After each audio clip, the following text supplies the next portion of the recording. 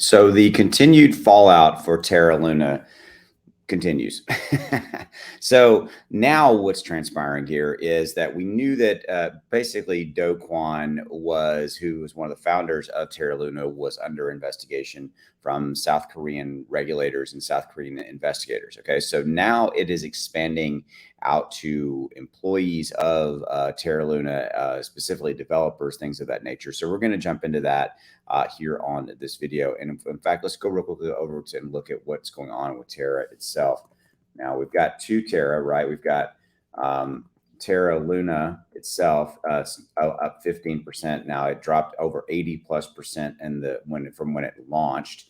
Okay, and then you've got Terra Classic. Okay, and so Terra Classic is up 84%. Wow, that's insane. That's pretty crazy. So Terra Luna itself is up 84%. With a lot of volume. Probably, let's see real quickly, 7 days. Okay, that's continued to climb up from its lows here and continuing to move up. So that's interesting that it's moving up. Okay, so real quickly, we're going to look at basically what's going on here. So Terra employees are now under the South Korean regulators' radar. Okay. So the entire globe witnessed the downfall of Terra. We've already covered that. Okay. So as per recent reports, the Joint Securities and Financial Crimes Investigative Team of the Seoul Southern District Prosecutor's Office has called for all employees of Terra, of the TFL, while the creator of the network, Do Kwon, was already under purview of South Korean regulators.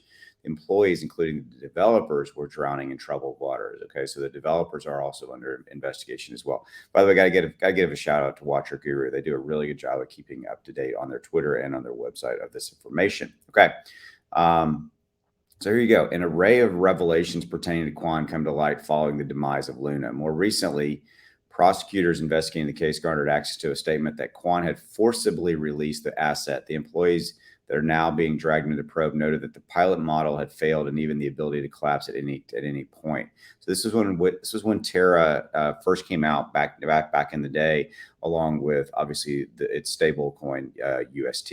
Okay, quote, even, and this is a Terra employee stated, quote, even at that time there was an internal warning that it could collapse at any time, but CEO Kwon Do was forced to release the coin. In addition to this, prosecutors were also examining if Kwon manipulated pricing. Thanks to this, local cryptocurrency exchanges are also being scrutinized. So that's basically what happened, guys. It's interesting. So it looks like when it was first going out, that there was a lot of internal debate inside of the developer community, inside of Terra, that right here. Let me show you that had that quote. The pilot model for Terra Luna and UST had failed and even had the ability to collapse at any point. Wow, that's a major revelation.